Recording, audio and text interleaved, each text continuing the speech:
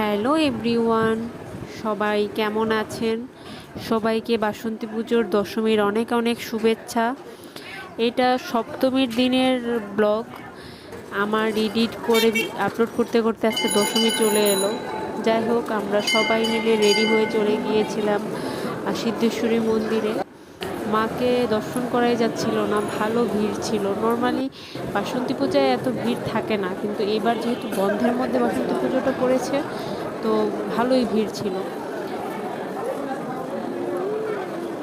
মায়ের মুখটা দর্শন করার পরে মনটা পুরো ভরে গেল।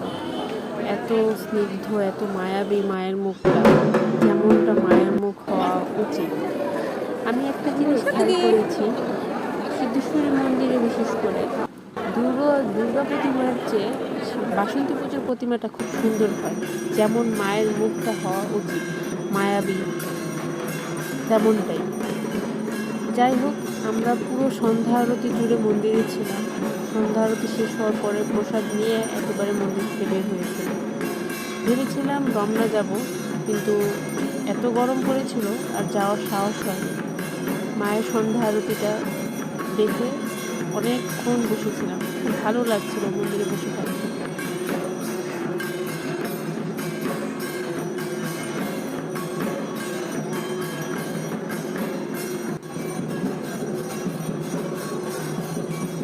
আর টুনুর নাচ তো আছে।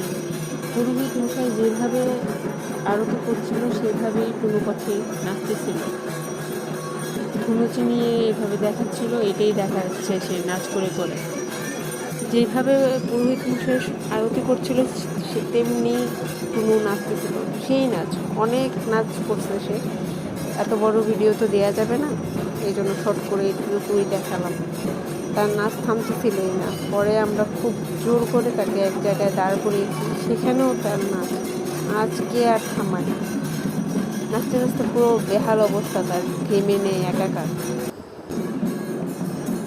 তারপরে আমরা মন্দিরে প্রসাদ পেয়ে কিছুক্ষণ থেকে কিছু ছবি তুলে আমরা চলে গিয়েছিলাম বেইলি রোডে।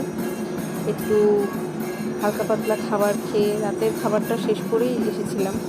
যাই হোক, এইভাবেই আমাদের সপ্তমীর দিনটা কেটেছে।